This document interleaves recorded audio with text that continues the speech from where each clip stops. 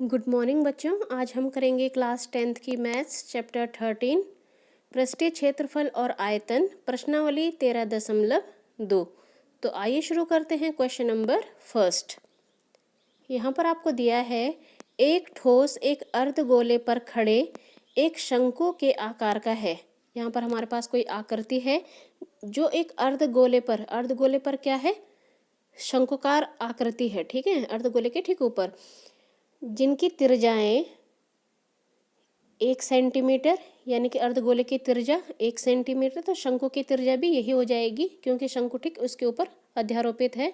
तथा जो शंकु की ऊंचाई है उसकी त्रिज्या के बराबर है, और जो शंकु की ऊंचाई है यानी कि जो शंकु की हाइट है h, वो उसकी त्रिज्या के बराबर है, यानी कि त्रिज्या कितनी है 1 सेंटीमीटर के ही बराबर है। आपको इस ठोस का पाई के पदों में आयतन ज्ञात करना है, यानी कि इसमें आपको कोई वैसी वैल्यूज़ नहीं दी हैं, आपको इसमें पाई की वैल्यू सब्सटीट्यूट नहीं करनी है, पाई के पदों में आंसर आपको निकालना है, यानी कि पाई की वैल्यू को हमें रहने देना है, उसको वैल्यू नहीं देना है, ठीक है। तो यहाँ पर है आपके पास शंकु, पहले हमने आकृति बना ली, एक शंकुकार आकृति बनाई है अर्धगोले के ऊपर, आप देख रहे हैं आकृति में। और फिर इसके बाद हमने देखा कि जो शंकु की त्रिज्या है वो आर बराबर क्या है 1 सेंटीमीटर आपको दी है क्वेश्चन में, और शंकु की ऊंचाई भी वही हो जाएगी क्योंकि आपको दी है कि जो शंकु की ऊंचाई है वो उसकी त्रिज्या के ही बराबर है 1 सेंटीमीटर 1 सेंटीमीटर। तो जो इस ठोस का आयतन होगा, इसमें आपको दो आकृतियां दिख रही हैं, एक आकृति है अर्धगोले का आयतन, नीचे अर्धगोला दिख रहा है उसका भी आयतन लेंगे, प्लस शंकु का भी हम आयतन लेंगे क्योंकि हमें इसका आयतन निकालना है, ठीक है।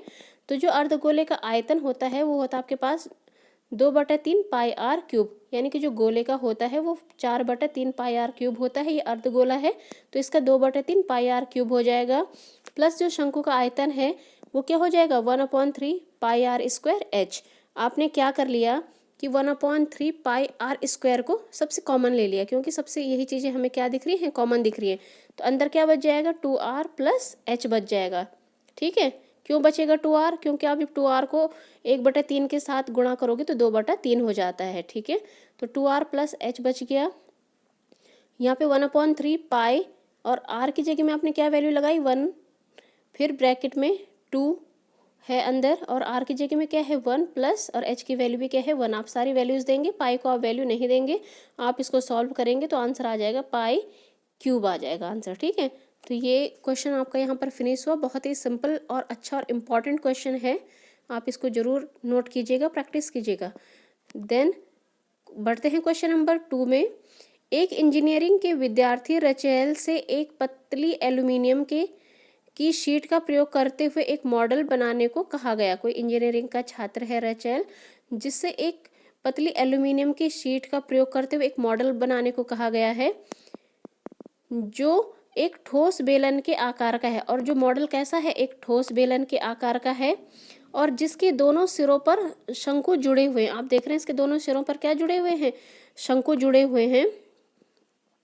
इस मॉडल का व्यास जो ये डायमीटर है, ये वाली भुजा जो आप देख रहे हैं, ये कितनी हो जाएगी 3 सेंटीमीटर हो जाएगी पूरी व्यास।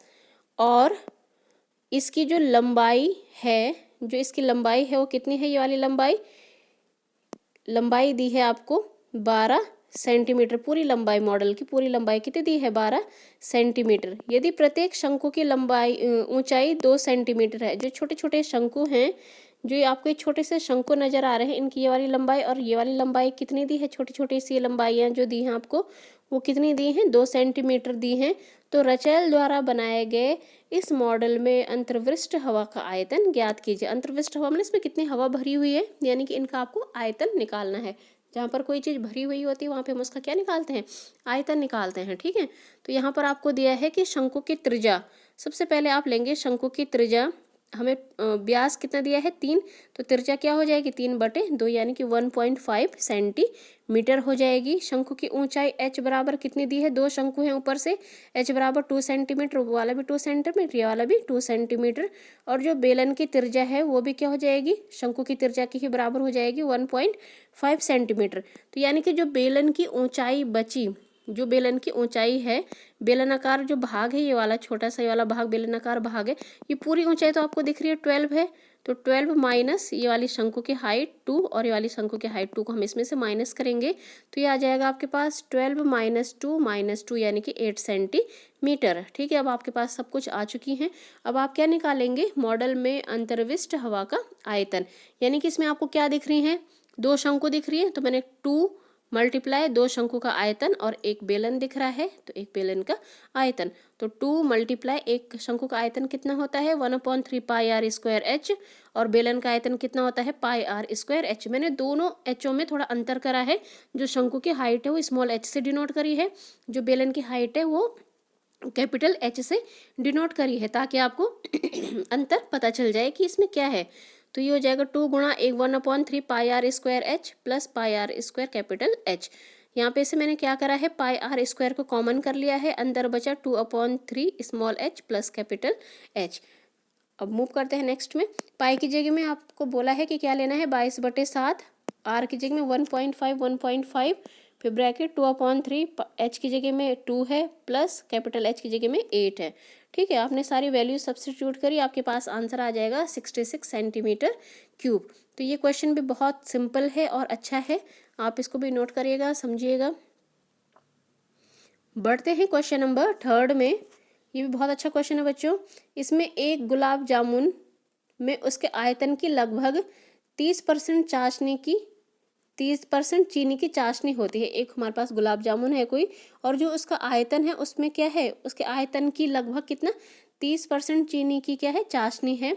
हमने 45 गुलाब जामुन है हमारे पास, टोटल कितने गुलाब जामुन है 45 गुलाब जामुन है, एक बेलन के आकार के हैं। किसके आकार के हैं वो, बेलन यानी कि सिलेंड्रिकल फॉर्म में है, जिनके दोनों सिरों पर अर्धगोले हैं, और जिनके दोनों सिरों पर क्या है अर्धगोले हैं।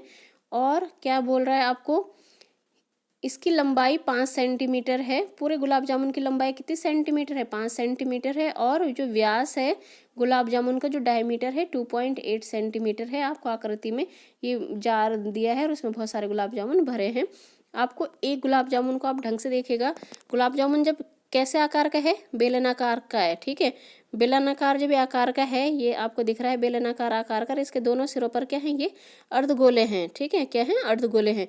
तो जो अर्धगोले सिरे का व्यास है वो 2.8 सेंटीमीटर है, तो त्रिज्या कितनी हो जाएगी, r इक्वल्स टू 2.8/2 यानी कि 1.4 सेंटीमीटर आपके पास इसकी त्रिज्या हो जाएगी।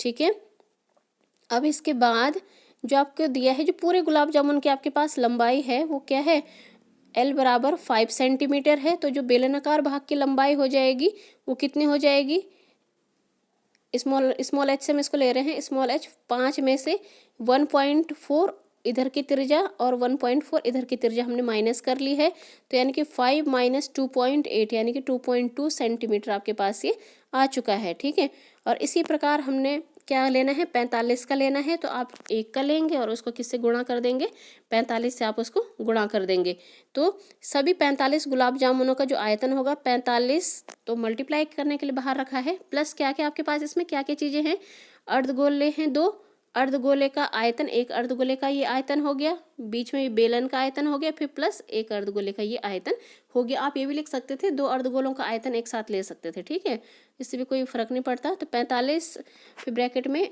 अर्धगोले का आयतन कितना हो जाएगा 2/3 पाई आर क्यूब, प्लस जो बेलन का आयतन है पाई आर स्क्वायर एच ये वाला, और फिर अर्धगोले का आयतन 2/3 पाई आर क्यूब। फिर इसके बाद 45 पाई आर, 45 तो बाहर है ही, पाई आर स्क्वायर को मैंने कॉमन कर लिया, ये बचा 2/3 R plus H plus 2/3 are.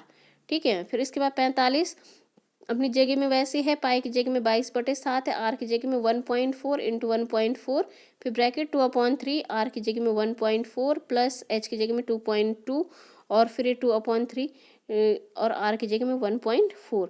ये सिंपल सा है। ठीक है, फिर इसके बाद सारी वैल्यूज हमने इसको दी, तो यहाँ पे हमारे पास सॉल्व करके आ गया ये वाला पोर्शन, यानी कि 1127.280 सेंटीमीटर क्यूब। ये तो आ गया आपके पास 45 गुलाब जामुनों का आयतन, लेकिन इसमें कितने है इसके आयतन के 30% चीनी है, तो जो चाशनी की जिसमें मात्रा का प्रयोग किया है, यानी कि इसके आयतन का आयतन कितना आ गया 1127.280 का 30% का 30% का मतलब मल्टीप्लाई, इसको मल्टीप्लाई कर देना है 30% यानी कि 30/100 से आपके पास ये वाला आंसर आ जाएगा। तो ये क्वेश्चन भी बहुत सिंपल और इंटरेस्टिंग है।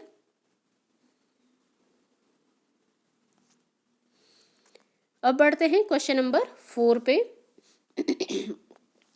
बच्चों क्वेश्चन नंबर 4 भी बहुत अच्छा क्वेश्चन है। एक कलमदान घनाभ के आकार की एक लकड़ी से बना हुआ है। आपके पास एक कलमदान है जो किससे बना हुआ है, एक घनाभ के आकार की लकड़ी से। घनाभाकार लकड़ी के आकार आप देख रहे हैं, गुटका, लकड़ी का गुटका जो घनाभाकार है, इस जिसमें कलम रखने के लिए 4 शंक्वाकार गड्ढे बनाए गए हैं। ये 4 गड्ढे इसमें हमने बनाए गए हैं, शंक्वाकार हैं ये, नीचे से थोड़ा पॉइंटेड है जैसे आप इसमें देख रहे हैं। शंकु के आकार के 4 गड्ढे बनाए गए हैं। घनाभ की बीमाएं, जो घनाभ की लंबाई, चौड़ाई और ऊंचाई है वो दी है आपको 15 सेंटीमीटर, 10 सेंटीमीटर और 3.5 सेंटीमीटर है। प्रत्येक गड्ढे की त्रिज्या, और प्रत्येक गड्ढे की आपको त्रिज्या भी दी है 0.5 सेंटीमीटर और गहराई भी आपको दी है 1.4 सेंटीमीटर है। तो जो पूरे कलमदान में लकड़ी का आयतन कितना है आपको ये बताना है, ठीक है। तो आप क्या करेंगे, पहले आप लिखेंगे घनाभ की लंबाई, चौड़ाई और ऊंचाई, ये हमने सारी चीज़ें लिख ली हैं। इसके बाद शंक्वाकार की त्रिज्या भी आपको दी है और ऊंचाई भी आपको दी है। तो पूरे कलमदान में जो लकड़ी का आयतन यूज हुआ है, पूरे देखो लकड़ी का पूरा ब्लॉक था, तो घनाभ का हम पूरा आयतन लेंगे और उसमें हमने 4 शंक्वाकार गड्ढे कर दिए हैं, यानी कि उतनी लकड़ी हमने हटा दी है, तो -4 शंक्वाकार गड्ढों का आयतन, ठीक है। तो घनाभ का आयतन आपको पता है लंबाई गुणा चौड़ाई गुणा ऊंचाई होता है, माइनस फिर 4 के, क्योंकि 4 शंक्वाकार गड्ढे हैं। एक शंक्वाकार का आयतन क्या होता है, 1/3πr² h होता है, ठीक है। आपने सारी वैल्यू जिसको सब्सटीट्यूट करी, एल की जगह में 15, बी की जगह में 10 और एच की जगह में 3.5, इनको मल्टीप्लाई, -1/3, पाई की जगह में 22/7, आर की जगह में 0.5 × 0.7 और एच की जगह में 1.4।